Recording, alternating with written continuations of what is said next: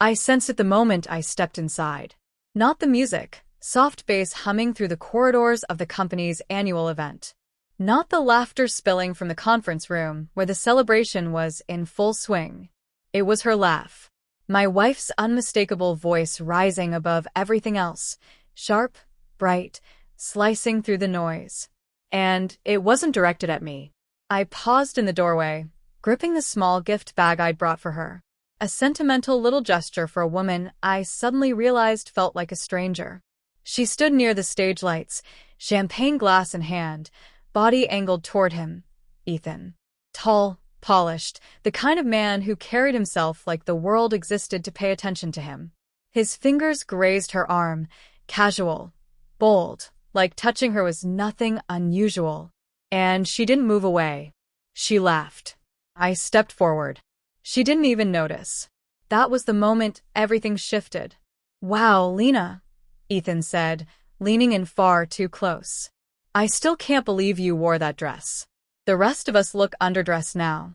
She shook her head with a soft smile, the same one she used to save for me. "Please, I barely had time to pick something." "Still," he murmured, "you look amazing." Amazing. I told her the exact same thing before she left the apartment. She barely reacted. For a second, I stood frozen, unable to breathe or decide whether to walk in or turn around and pretend none of this existed.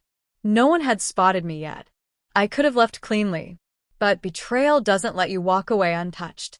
Not when it's happening right in front of you. Laughing, glowing, alive. I forced myself forward. "Lena," I said. Her laughter cut off. She turned, color draining from her face like someone had caught her standing in a blaze. "Oh, you're here early." Early.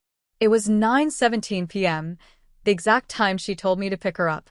Ethan glanced between us. "So this is my husband," she said quietly. The tone, flat, distant, hit harder than anything else. She hurried toward me, resting a hand on my arm as if trying to pull me out of view. "Mark, why didn't you text me before coming up?" My voice felt thick. I didn't think I needed to warn my own wife. Her lips tightened, but she didn't argue. That silence hurt more than any excuse. People pretended not to watch. Her boss gave a stiff nod. Someone lowered the music. A room full of people can feel like it's wrapped in static, charged, tense, but no one wants to acknowledge it. "I'm tired," she whispered. "Let's just go home." But I'd already seen too much warmth aimed at someone else, too much distance in her eyes when they turned to me. "Sure," I muttered. "Let's go." But the night wasn't done with me. The second she turned, her phone lit up. "Ethan, tell me when you get home safe." Tonight was something else. She snatched the phone, trying to hide it, but not fast enough. Every muscle in my body tightened.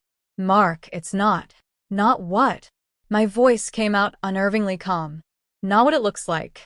Because it looks like you're having a great night with a man who thinks tonight was something else." Her mouth opened, closed, panic flickering behind her eyes. And that's when the entire room truly froze. 3. The drive home. We left in silence, the cold night swallowing us whole. I didn't open her door. I couldn't. My hands were trembling. Once inside the car, she finally spoke. "Please say something." I stared straight ahead. "Like what?" "That this isn't what you think." "Okay," I said. "Then tell me what I should think." She turned away, tears gathering but refusing to fall. "It's complicated. Try me." She inhaled shakily. "Ethan is just a friend. A friend who wants a goodnight text." "Yes. A friend who touches you like he knows he can." "It wasn't like that," she whispered. "That's exactly how it looked." The light turned green. I didn't move. She covered her face with her hands. "Mark, I'm sorry. I didn't expect you to show up so suddenly." Suddenly, like I disrupted her moment. My chest tightened. "If I hadn't shown up," I said quietly, "would you still have come home with me?" She hesitated. "Too long. I don't know." I closed my eyes. Truth always bleeds slowly. When we got home, she sank onto the couch, hunched over like a child caught lying. I paced. Staying still felt like drowning. Just say it, I demanded. Tell me. She swallowed. I didn't cheat. Not physically, I said, but emotionally. Her silence answered for her. How long? A trembling exhale. 3 months. My heart seized. 3 months? 3 months of what? Talking? Laughing? Needing him? Reaching for him instead of me. It wasn't supposed to happen, she whispered. It started with small things. Jokes, coffee breaks, staying late. I didn't plan it. Ethan just understood me. More than I do? No, she said quickly. Not more. Just differently. The word cut deep. Did you ever love him? Yes, no. Her voice cracked. No, Mark. I didn't love him. I just liked how he made me feel. Not invisible. I nodded slowly. I get it. You felt unseen. So you let someone else see you. Her lips trembled. I never meant for it to become this. I never wanted to hurt you. But you did. She nodded weakly. I know. 5. The night everything shifted. The clock ticked loudly. Every second felt like a hammer in my skull. What do you want now? I asked. She looked up, red eyes, pale face. I want to fix this. I want us. Do you? Yes, she whispered. I don't want to lose you. But you were willing to, I said. You risked losing me the moment you let someone else in. Her shoulders shook. She broke down, hands covering her face.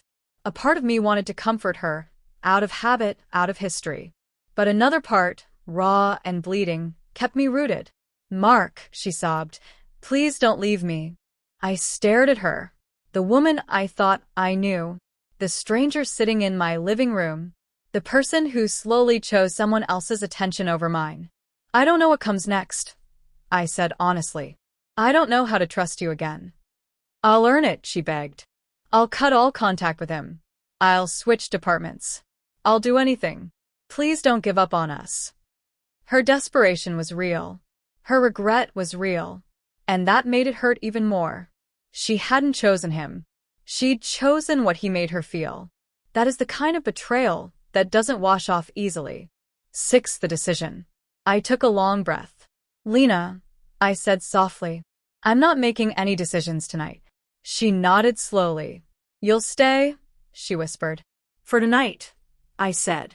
But she understood the truth. This wasn't forgiveness. It was a pause. A fragile, trembling pause between what we used to be and what we might become. She curled up on the couch, crying. I walked to the bedroom, each step like dragging my heart across broken glass. Before closing the door, I said one last thing, something that felt like an echo of who I once was. Tomorrow, we talk about everything. She nodded silently, tears streaming. And Lena. She lifted her head. No more lies.